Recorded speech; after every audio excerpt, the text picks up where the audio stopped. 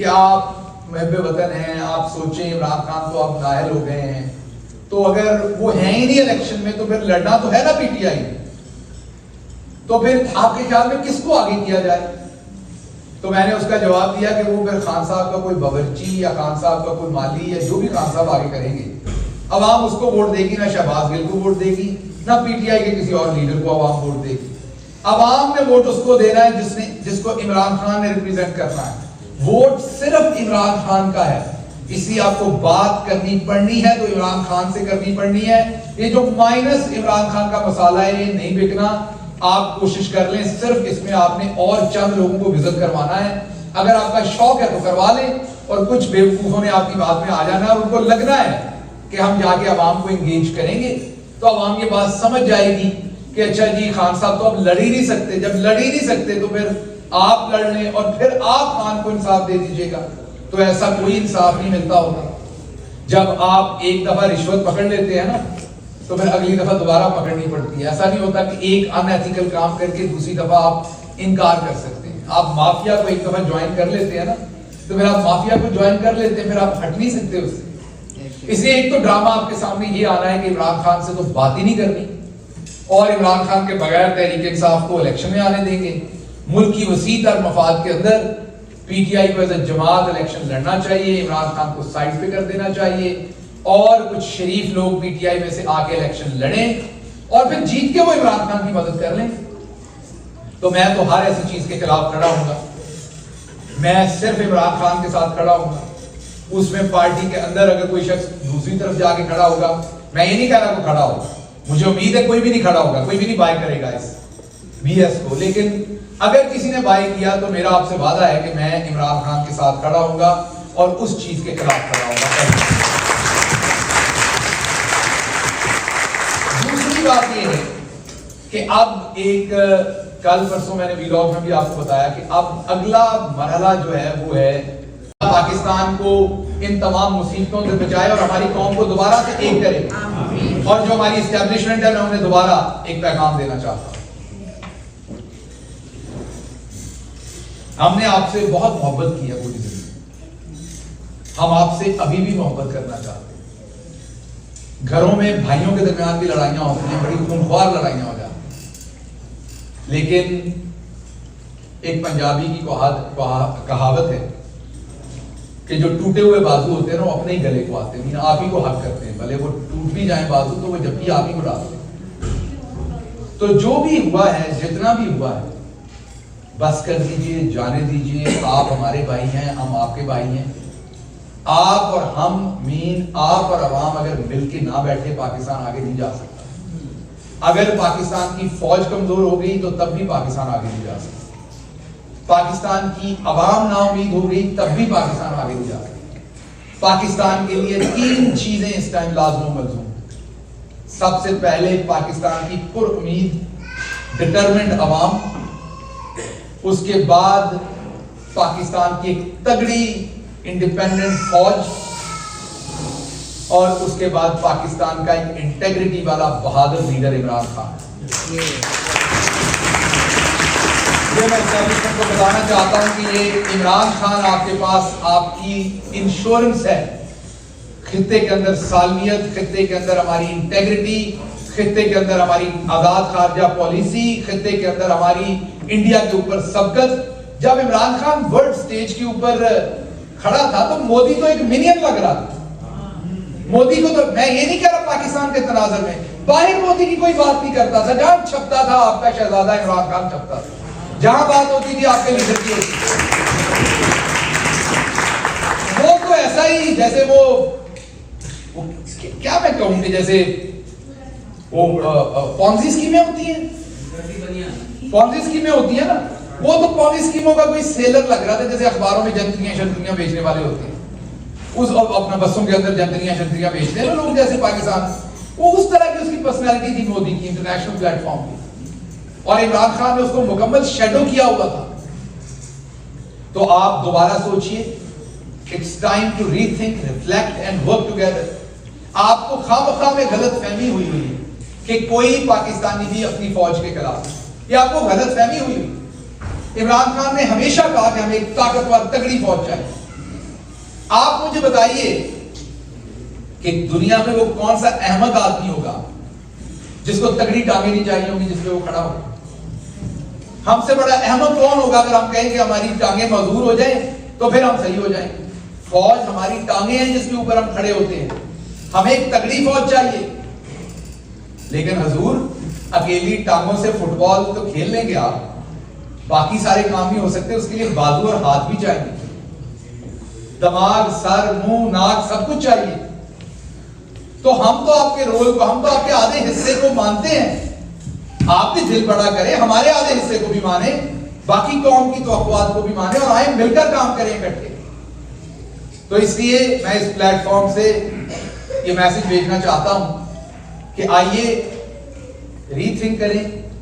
ہم نے آج بھی جو کچھ بھی ہو گیا, کیا کبھی پاکستان تحریک انصاف کے کسی ایک, میں ملک سے باہر آ گیا ہوں, میں تو اب کچھ بھی کہہ سکتا ہوں.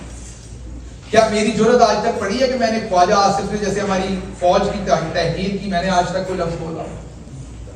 خواجہ سعد رفیق نے جیسے اس فوج کی تحقیر کی, ہم میں سے کسی نے بولا؟ ایاز صادق نے جیسے ہمارے آرمی چیف کی, اس ٹائم کے آرمی چیف کی, جس کے سیاسی رول پر میں دن رات تنقید کرتا ہوں, لیکن اس ٹائم وہ دفاعی رول تھا, اس کی تحقیر ہم میں سے کسی نے کی ہو؟ آپ اس سے بھی 1000 گنا زیادہ ظلم کر لیں, پھر بھی ہمارے منہ سے ایسی بات نہیں نکلے گی, کیونکہ ہمیں فخر ہے اپنے ملک پر, ہمیں فخر ہے اپنی فوج پر, لیکن ہمیں سیاسی رول کے اوپر تنقید ہے. تو فرق کیجئے, جن کے ساتھ مل کے آپ اپنی عوام سے دور جا رہے ہیں, پاکستان سے دور جا رہے ہیں, یہ لوگ آپ کے سگے نہیں ہیں. آنے والے وقت میں انہوں نے پھر وہی کام کرنے ہیں جو پہلے کیے ہوئے. تو مجھے کمزوری سمجھے, میری طرف سے آپ منت ہی سمجھے کہ ایک تو خواتین کو چھوڑ دیجئے پلیز, اور ایک ہم ماڑے لوگ ہیں, ہماری طاقت تو آپ تھے, آپ نے ڈنڈا اٹھا لیا, ہم تو پوری دنیا میں بدماشی آپ کے سر پہ کرتے تھے, تو مہربانی کیجئے یہ جو ڈنڈا ہے یہ ہمارے پہ نہ اٹھائیے.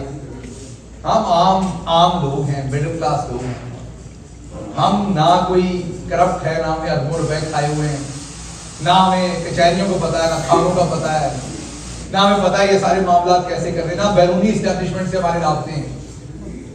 تو اس لیے میرا پیغام امن کا ہے. آج میرا پیغام ہے کہ آپ بالکل ہمیں کوئی این آر او نہ دیں, عمران خان کو فری اینڈ فیئر ٹرائل دیں عدالت کے اندر, فری ٹرائل, فیئر ٹرائل دیں, اور فری اینڈ فیئر الیکشن کرا دیں. ہم آپ پہ خوش ہیں, ہم آپ کے نعرے ماریں گے. ہمیں کوئی این آر او نہیں چاہیے, صرف انصاف پر مبنی الیکشن اور انصاف پر مبنی ہمیں ٹرائل دے دیجیے. اسی پلیٹ فارم سے میں انٹرنیشنل کمیونٹی سے بھی بات کروں گا. We want to talk to international community, the so-called civilized world, those believe in 3 pillars of any society: democracy, freedom of speech, rule of law.